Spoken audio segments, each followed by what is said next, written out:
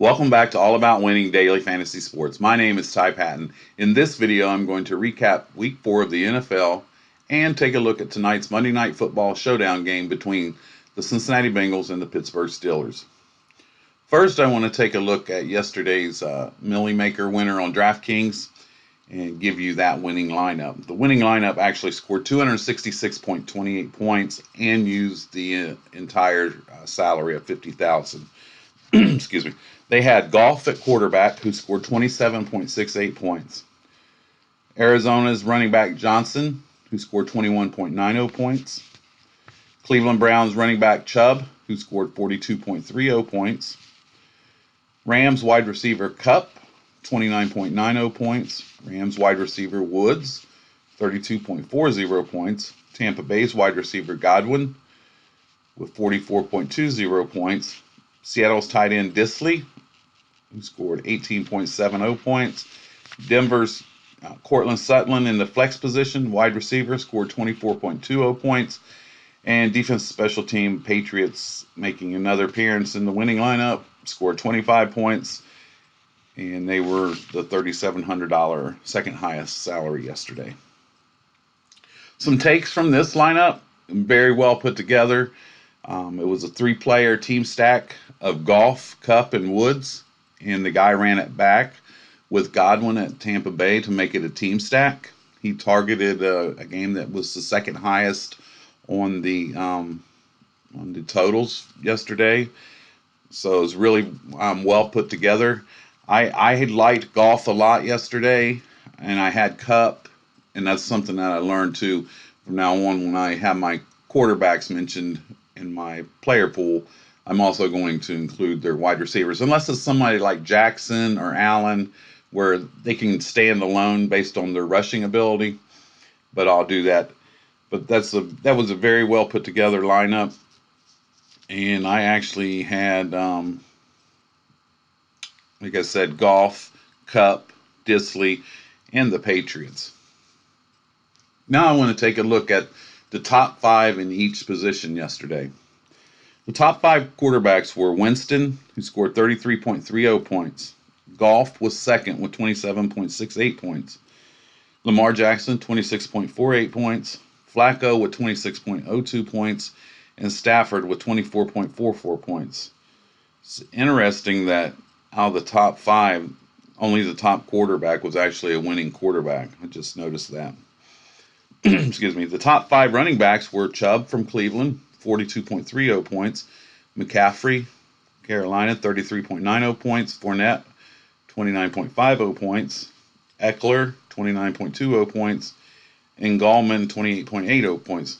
In comparison to the quarterbacks, all the running backs in the top five were from winning teams. That'd be something interesting to consider moving forward.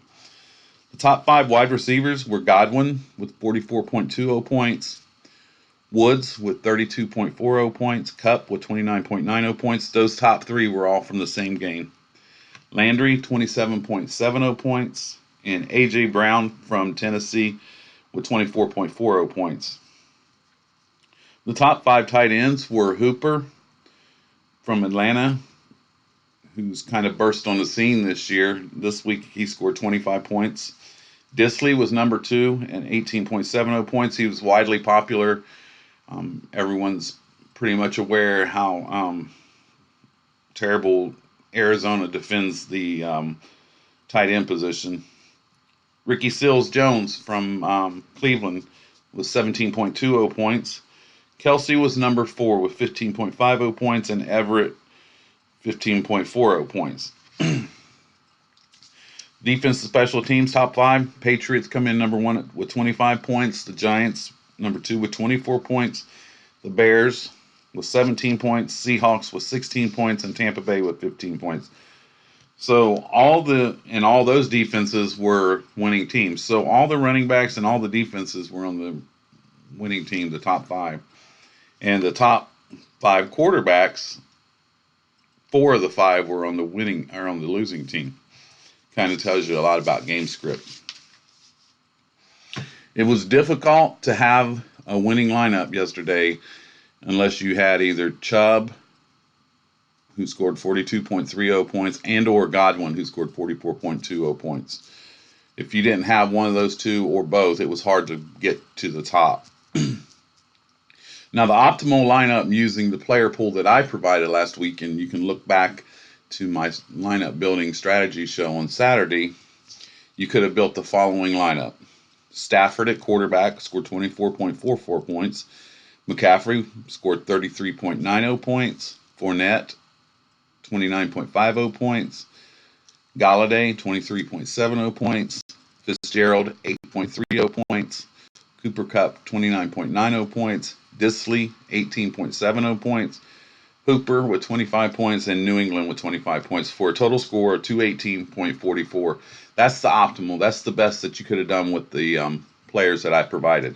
However, in the Millie Maker, if you would have used that lineup, you'd have been 95th out of 250,000 entries, and 95th would have paid $750, and that's not too bad. A 750% return of investment on your money. So there you go. Looking back, I did not have that particular lineup. I had my lineups. A lot of them that I put in different contests. I was focusing on Stafford, Galladay, and Hawkinson, and bringing it back with Watkins from Kansas City. That was the highest total game on the board, and it was high scoring. Just Tampa Bay and the Rams was the way to go, but that's what I focused on a lot. I had I was able to make up ground by playing the 4 p.m. only. Actually placed fourth in a contest that paid out the top 5, and also last night's Showdown slate. So I was able to actually profit.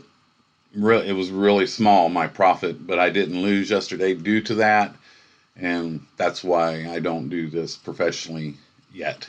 So with that being said, the winning lineup creator focused on the second highest total, which I talk about that every week. The very first thing I'm going to do is, before I look at any players this week, is I'm going to look at the game totals and highlight the games that have the highest totals.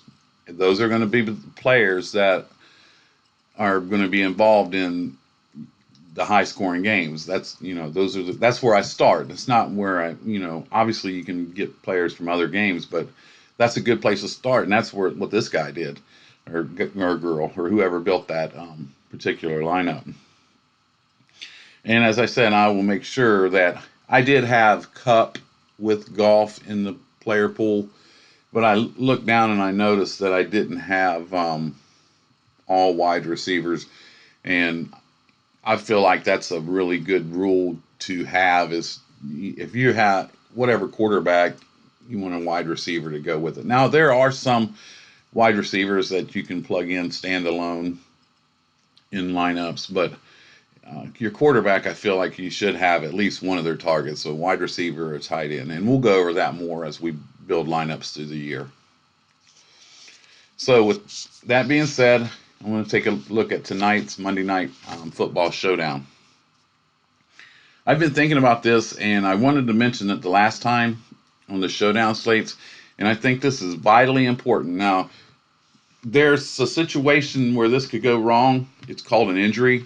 There's no way to predict an injury when you build lineups. It happens.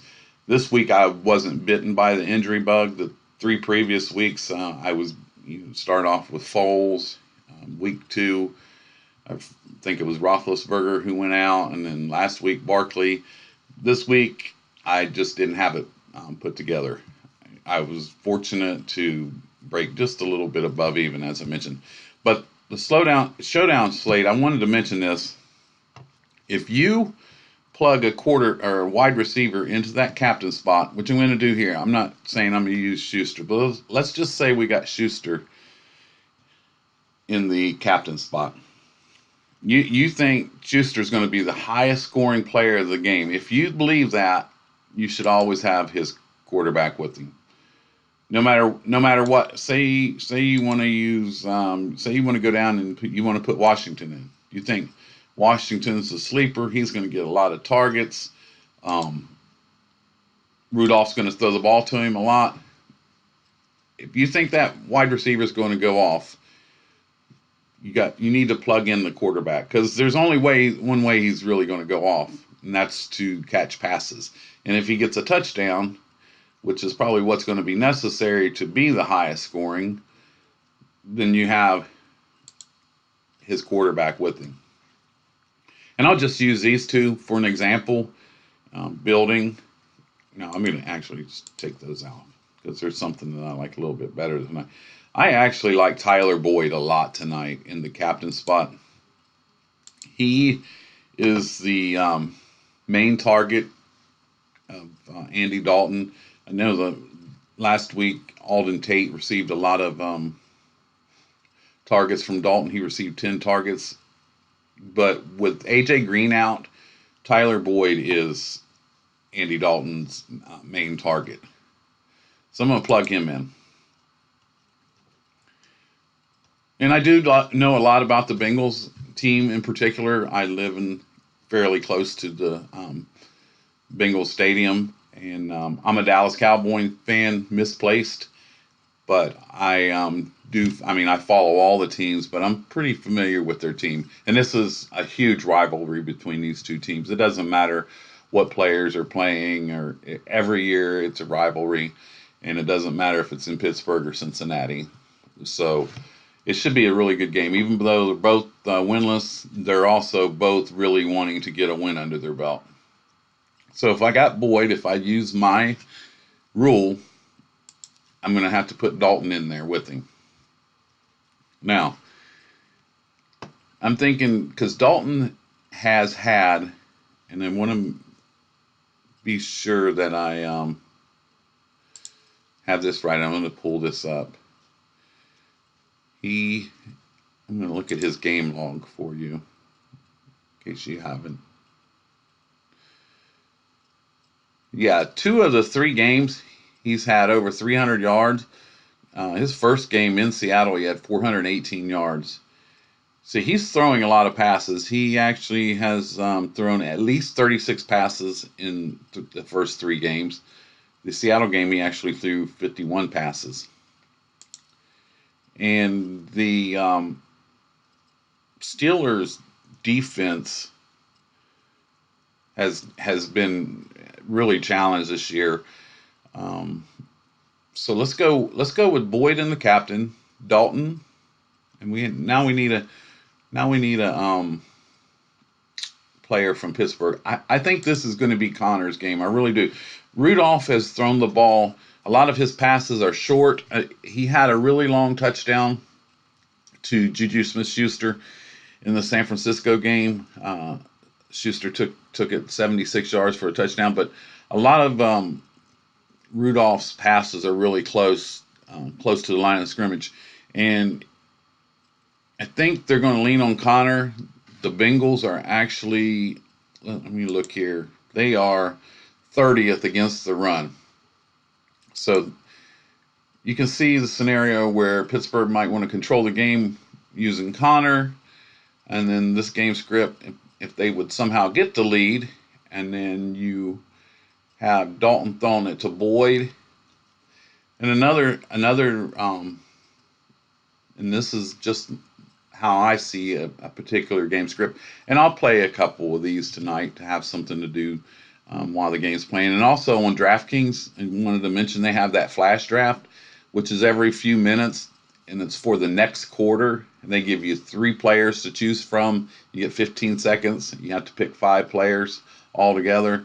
It's pretty neat, and I actually did pretty well on that last night. They have $1, $5, $20, and $50 on up, but it's pretty neat as the game goes along. It makes you follow the game. I wouldn't recommend it if you're just going to check in on the game every now and then, but it just allows you to follow the game, and if you're paying close attention, you'll know what's going on. So in this scenario, if I plug in this, now I'm going to plug the Steelers defense. Let me tell you how I see this. Andy Dalton has been notorious for having bad games on like Thursday night football, Sunday night football. I don't remember their last Monday night game, but the night game, prime time, he He's been horrible. So, in this particular game script that I'm building, if the Steelers would somehow score with Connor, and then let's say that Dalton is putting the ball in the air. And we all know a lot of things can happen with passes. Let's say the Steelers take one to the house or get an interception, some sacks. Passes also set up sacks. So now you're building points to the Steelers. The Steelers have a lead. They can use Connor where they don't have to put the ball in the air. So I just like that particular game script. So that leaves me 5,600 per player. Now, when I'm building these lineups, I don't like to use. I either want to use one defense or one kicker. I don't want to use the four possibilities of two kickers and two defenses. I only want to use one out of that group. I want to find position players to plug in these other spots. There's a real sneaky play here. I was listening to some shows earlier, and they were talking about this Vanette, and he's 4,200. It's very interesting. The Pittsburgh Steelers just got him from Seattle, and with McDonald, with this doubtful, I'm thinking, let's look here real quick. Downgraded to doubtful for Monday's contest against the Bengals. McDonald's status has only gotten worse throughout the week with the third consecutive absence of practice, drawing a doubtful tag for Monday night. I'm thinking he's not going to play. So, in the meantime, the Steelers went and got Vanette from the Seahawks. A lot of lineups are going to have this particular player in there. Some things that I found out in my own studies were there's a guy down here by the name of Gentry. And these are the players that can really turn a slate. You want to be different when you're building these lineups too. A lot of people are going to go that Vanette because they're thinking Rudolph's throwing the ball short. He's going to be dumping it off to running back. He's going to tight end. And in the game that he did play with McDonald, I believe he targeted him 7 times. So the next tight end in line, remember Vanette is new to the team. The next tight end in line is Gentry. There's another guy named, and I believe, I don't even know, Gimbel, if he's even listed here. Sorry about that.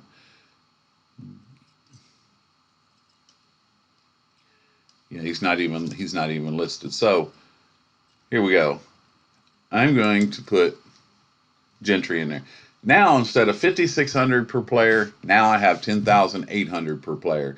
And I can go right back to the top and plug someone in. Double quarterbacks have been in a lot of the winning lineups so far this year. If you didn't want to do that, you could put Schuster in there. If you didn't want to do that, you could put Mixon in there. All kinds of possibilities by plugging in someone and being a little bit different. Will Gentry get a pass? I have no idea. I have no idea if any of this. I can tell you this is going to be one of my lineups. I have Dalton throwing the ball to Mixon out of the backfield. Dalton throwing the ball to Boyd. Steelers maybe trying to control the game with the running game. Defense, maybe a defensive touchdown. And then if Rudolph gets in the situation, dumping passes off to Connor, perhaps he dumps a pass or two off to Gentry. And if that guy scores a touchdown, you just put yourself in a really good position moving forward, because a lot of people will have that. That's just the way that I do it. Another lineup that I was looking at was actually putting, because Dalton has had some really good games. I was trying to break it down by scoring when I researched the game, and Dalton is scoring 22 points per game. Boyd's scoring 17 a game, and in the captain spot you get 1.5 times the salary.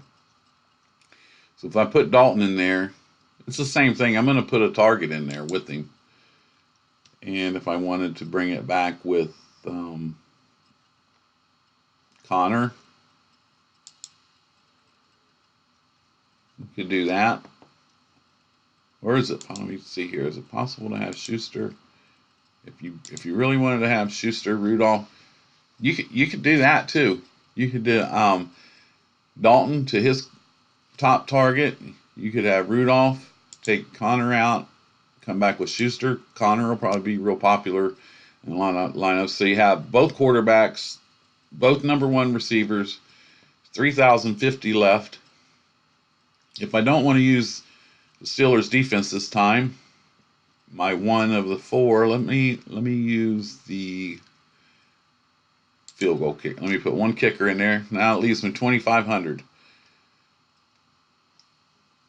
Here's a target for Dalton Erickson. Or you could go right back to that Gentry again. Uzoma. You never know what's going to happen with Tyler Eifert. He has a lot of injury issues through the years.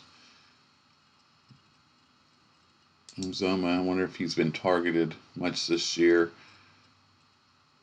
He's had 6 total targets, I believe. Let's look at the individual game.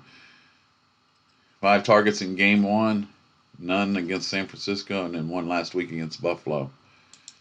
He could be a sneaky pick too. Or you could plug that Gentry in. You'd have $2,100 left. You could actually go up and spend more money in the kicker spot, which would allow you to. There's Alden Tate, who received 10 targets in the last game for the Cincinnati Bengals. So there's a lot of things you can do with this. You definitely want to think of a game script. Make sense of it. If you use a wide receiver, put his quarterback with him. If you use a quarterback, put one of his targets with him. And I will tell you that double quarterback has shown up in a lot of the winning lineups so far this year. But there you go. I just have fun with this, and I try to break down the game. I'm familiar with these teams in particular on this slate. I was familiar with the one last night too. As I mentioned, I'm a Dallas Cowboy fan, and that was really pitiful. But there you go. I just have fun with this. Try to help someone out. Really not sure. I started playing the Showdown slates last year. I'm not sure if that's when they started. And there is some strategy to it. One strategy is, especially if you're going to play in a large GPP type contest, you definitely want to be different. But have fun with it. I'll be back on Wednesday to start breaking down week 5. And Wednesday we'll take a look at the quarterbacks and the lines and totals. And in the meantime, I appreciate it if you would hit that like button, subscribe, and hit the notification bell so you get notified when my next video drops. I appreciate your time. This is all about winning daily fantasy sports. My name is Ty Patton, and I'll see you real soon. Thanks a lot.